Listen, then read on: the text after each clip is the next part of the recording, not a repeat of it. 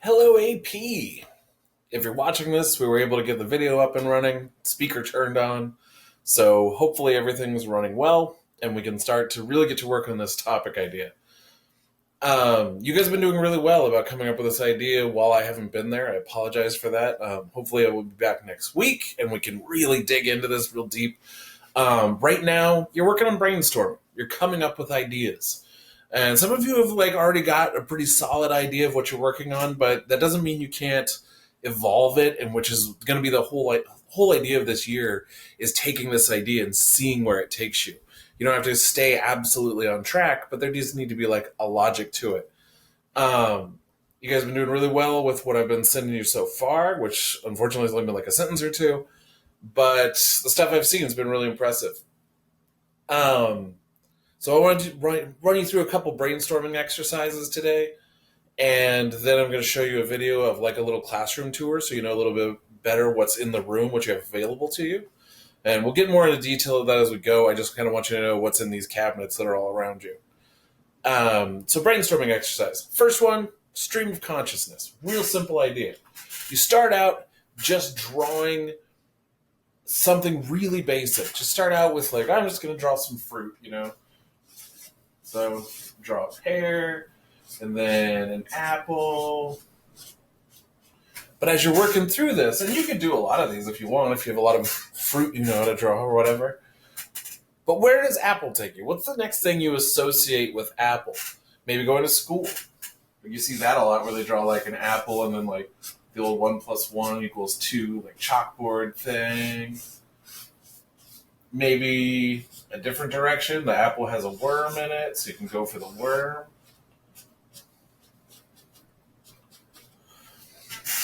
And you keep going down these lines, just this, whatever images pop into your mind, from worm, early bird gets the worm, so now I'm going to draw a bird.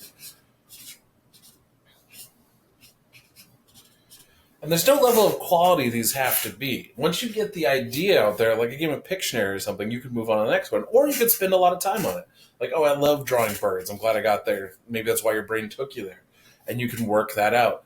That's going to be the same general concept of working in these topics. So if you already have your topic, or at least have an idea of what your topic should be, you could start out here with that idea. I'm starting out with unicorns. All right, what's next after unicorns? And as you're drawing it, things are going to start popping into your mind, where is he, what does he play with, who are his buddies, that kind of thing. Unicorns are fantasy creatures, so maybe, goblins are next, or something like that. But that's where you want to start going with these brainstorming ideas. And don't lock yourself completely into an idea yet. We're a long way off from having to totally commit to something. Start with that general idea of where you were thinking about last week. And the second part of what we talked about last week is coming up with a question that helps guide you down that path.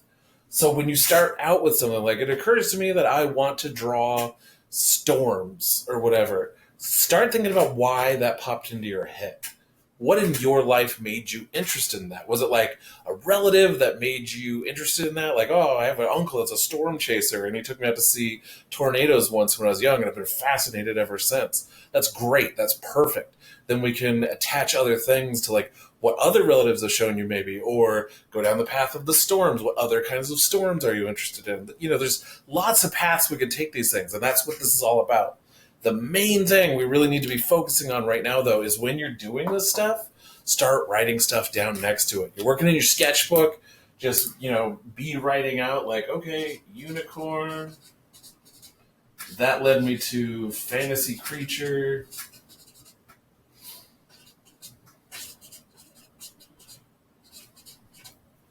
And kind of keep track of your thought process. Write it out like you're writing it to somebody else, because you kind of are. In the final version of this, what we're going to turn in, you can actually use these brainstormy pages of your sketchbook to show this idea, to illustrate your detective work.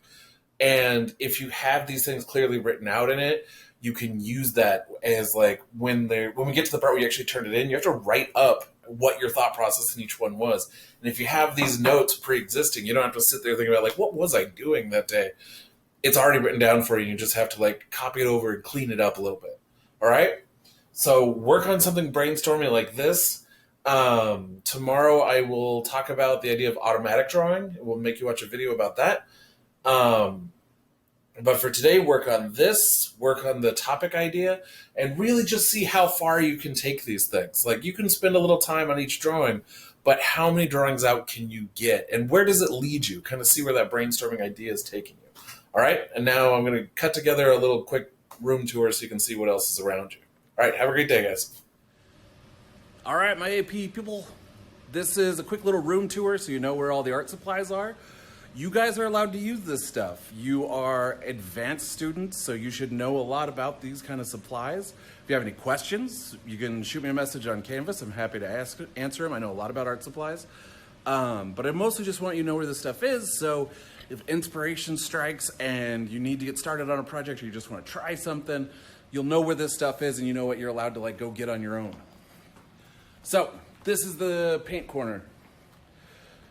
It's got the sinks right there. This is the back area. In these cabinets, the one marked supplies, you got all the brushes, palettes, and water cups. We can't let people just kind of come get this stuff right now. You guys can, but make sure, one, you completely wipe it down and disinfect it before putting it back, and two, put it back where you got it. This side over here, this is the acrylic paint, and the watercolors are these pins right up here. Again, we don't want you guys all coming over here at once. We don't want you touching the stuff and then letting it just be infected with your germs. So make sure you wipe down everything you use. Make sure you clean it off real good before you leave. This one marks student art supplies. This one is you guys. Well, this one's everybody. This one is stuff like markers, scissors. You got the wood rulers. Don't use those. This is the plastic rulers and the plastic triangles. Much better for you guys. You got pastels, foam brushes, more watercolor, all that kind of stuff in here. Feel free to poke around. I made this one okay for everybody to poke into, when the disease isn't ravaging people. So there's lots of art supplies in here to play with. Just, again, make sure you either disinfect it or set it aside and have your own stash of it so it's not in the communal using. This is your acrylic paint back storage. There is some colors in here that aren't over there. I don't like a lot of people to play around here, but you have these are acrylic mediums. We'll talk a little bit about those. If you know what they are, they're right here. The good stuff's over on the other side of the room. In this one, a lot of soft pastel backup. These are used canvases, but a lot of them I have gessoed white again. So if you want to try some painting out, but you don't want to waste a good canvas, these ones are nice to play with. Watercolor paper, aprons down there on the bottom. Again, if you guys want to use them, fine, but I'm not putting them into the general population right now. All right, other side of the room. This last cabinet over here is most of the weird drawing and art supplies. That's printmaking stuff on top for carving stuff out and making prints. You got a lot of the weird inks and watercolor concentrates, watercolor pencils. There's ink cleaning supplies. There's ink down there. There's lots of weird National Geographic magazines and stuff down here as reference material. Then there's glues and stuff below there and some charcoal supplies, compasses, lots and lots of stuff in there. Mostly I'd if you guys ask permission first or shoot me a message. I can come after school and pull it out for you. But there it is. Next to that, this is our paper. Up top you have your drawing mannequins. We have one of the hand mannequins.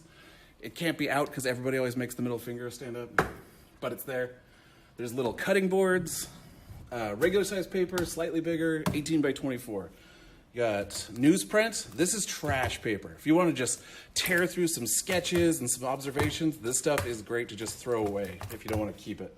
Construction paper, and then there's some more paper down there. This first cabinet, this is Mr. Reimer's cabinet. This is where the hardware is. This is where anything sharp or dangerous or expensive goes, and it is locked. Again, if you need something, shoot me a message. I'll come pull it out for you. Last stop in the tour. This little back corner, these are your light tables. Just a little bit of a trick to turning them on. There's two switches, and you just hold it down and prime it up a little bit. You'll see it start to kind of light up. You just hold it down and wait for it. It's been a while since I turned on. There you go. Then you use these for things like tracing. Some people like to just draw straight on top of them because the light makes it interesting. Like, you don't get to see as many values, so you end up going a lot darker and stuff like that. But we'll get into all that eventually. But this stuff's here if you need it. There's more like magazines for collaging and stuff buried down in here. That's mostly everything. There's some empty containers in that one with the little post-it note that says empty containers on it. But most of the stuff is here for you guys to use. Again, just clean it off and put it back when you're done.